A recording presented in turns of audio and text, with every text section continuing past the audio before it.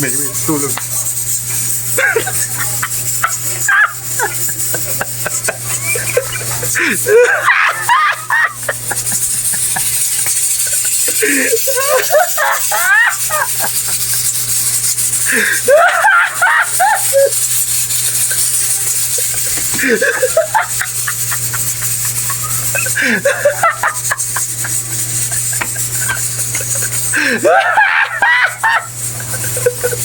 Ay!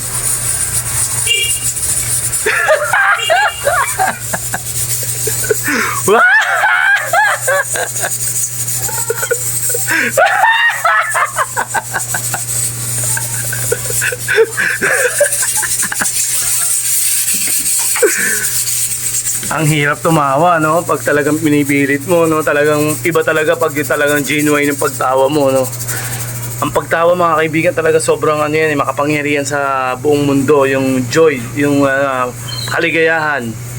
Ibang-iba yan. Yung kumbaga hindi mo maibibilis ang anumang salapi, anumang pera, anumang dami ng pera mo. Hindi mo mabibili yung kaligayahan mo, yung talagang tunay kang nagsusumabog, baga umaapaw, siksik-liglig, umaapaw yung kaligayahan mo. Hindi mabibili yan, mga kaibigan. Ako nagsasabi sa inyo. Kaya nakita nyo naman yung tunay na kaligayahan ng iba.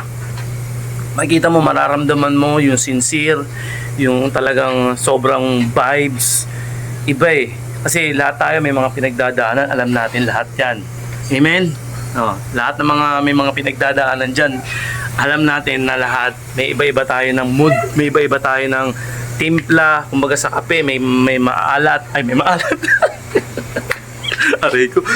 Iba-ibang timpla, may matamis, may sobrang pait, may katamtaman. Ganyan ang pag-uugali ng tao. Hindi natin kumbaga lahat ng tao hindi natin mapiplease, hindi natin katulad. Kunyari ako, iba yung vibes ko. Yung ibang tao, iba yung vibes niya. Kaya yung iba pinapayuhan na mag-ingat-ingat sa magpaprank, pagiging palabiro, kasi iba-iba talaga yung pag-iisip ng bawat isa. Iba-iba yung takbo ng utak nila, iba-iba yung ayun nga, pinaulit-ulit ko yung vibe na tinatawag. Kaya ikaw, kung masayahin ka, yung iba malungkutin, mapag-isip, seryoso, di ba ganon? Kaya napaka-makapangyarihan ng kaligayahan at sobrang powerful ng lagi kang tumatawa, lagi kang ngumingiti, nakakatanggal ng stress.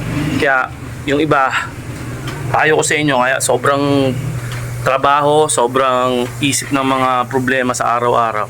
Payo ko sa inyo, piliin nyo maging maligaya lagi. Piliin nyo lahat ng pwede nyong subukan, nyo lahat ng pwede nyong subukan para maging maligaya kayo.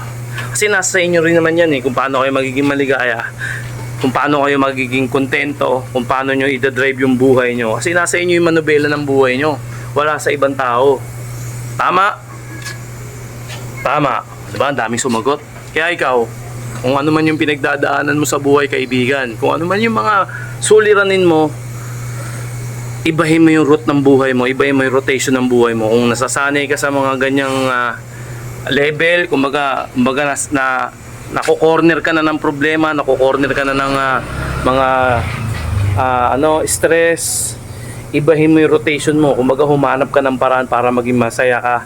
Yung tunay na kasiyahan, hindi yung peking kasiyahan. Kasi maraming tao na namumuhay sa ibabaw ng mundo, hindi lahat masaya. Maraming tao na maraming pera pero sa puso nila malungkot. Tama? Mas maraming naghihirap at sakto lang ang pamumuhay pero masaya. 'Di ba? Yun doon pumapasok yung kakontentuhan. Hindi ko naman sinabing makontento ka nandiyan ka lang. Makontento ko kung ano yung binigay, kung ano yung biyaya, pero mag-grind ka pa rin na mag-grind. Tama? Okay, kaya iba yung iba yung tawa, iba yung kaligayahan. Di ba? Kuha mo, iba yung kapangyarihan ng maligaya talaga. Maligaya ka sa piling ng asawa mo, piling ng mga anak mo, piling ng mga kapatid mo, maligaya ka sa kung anong buhay meron ka. Di ba? Maligaya ka sa mga rotation ng buhay mo. Maligaya ka kasi wala kang sakit. Maligaya ka hindi ka nakaratay sa ospital. Alam mo yung ganun simple lang pero hindi napapansin ng ibang tao. Maligaya ka kahit hindi ka nakakabili ng kung ano man yung nabibili ng iba. Maligaya ka sa kung ano meron ka. Yun lang yun mga kaibigan, konting tips lang. At sa lahat ng mga nabubugnot, oo, lahat tayo na naiinggit. Literal yan. Kahit ako nakakaramdam ako doon, anong ginagawa ko? Ginagawa ko na lang motivation yun. Sa balang araw, ganun din mangyayari sa akin. Inawaan Diyos pero mag-grind ako. Hindi ako para natutulog lang, para si Juan, babagsakan ng swerte sa mukha. Pangit naman yun, di ba? I-motivate mo sarili mo. Kunyari, isang vlogger, si Kong TV.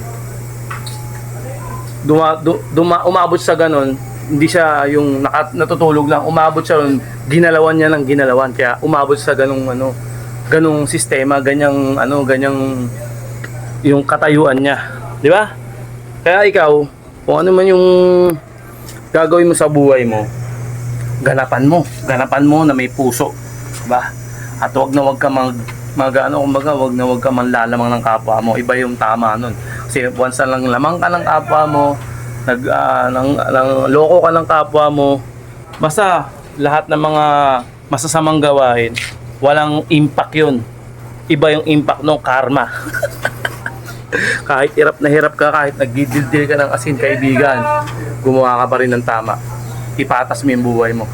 Kasi may mas magandang good karmang ibabato sa'yo at ipapasan sa'yo habang buhay yan. Proven yan. Ha? Kaya wala na yung problema. Wala na siyang problema. Salamat. At kahit papaano nawala yung problema mo, kahit papaano naibsan ng sandali, nasayang yung oras mo sa panonood ko, pero pipilitin kong makapulot ka kahit papaano mang motivation, makamotivate ka pamamagitan ng aking bulaklak na pananalita. Alright? Ganun lang yun. Lahat tayo may pinagdadaanan, kaibigan. Lahat tayo nangangarap maging mayaman. Nangangarap tayo mabili natin lahat ng gusto natin. Di ba? Lahat tayo gusto natin yan. Proseso. Nasa proseso yan. Maniwala ka sa proseso. Panapanaon ng buhay, kaibigan. Kaya, let's go!